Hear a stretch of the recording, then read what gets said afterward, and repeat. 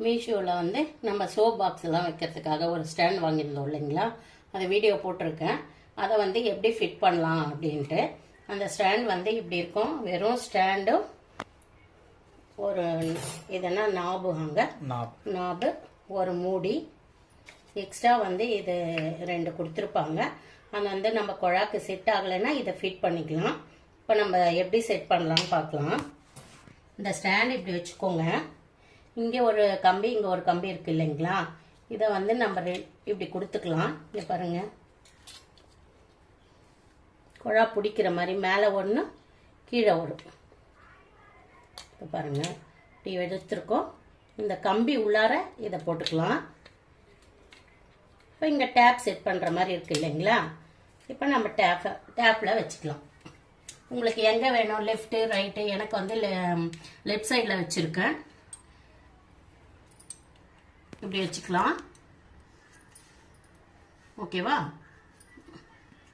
இப்போ இந்த மூடி வந்து இப்படி வச்சுருக்கேன். இங்கே இருக்க பாருங்கள், இந்த 2 இது போல் இதில் வந்து இந்த மூடியை வந்து நம்ம இப்படி சொருகிக்கலாம். இப்படி டைட் பண்ணலாம்.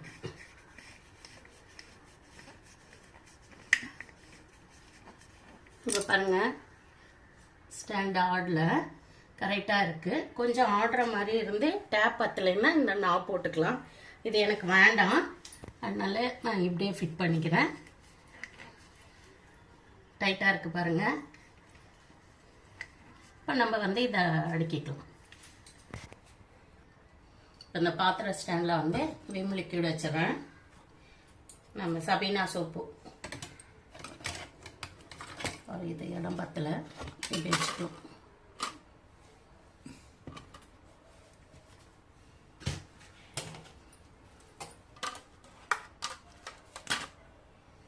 நம்ம தேவையான நார், ப்ரெஷ்ஷு இதெல்லாம் வந்து இதில் வச்சுக்கலாம். ஈஸியாக இருக்கும். நல்லா டைட்டாகவே இருக்குது. ஓகே, பாய்.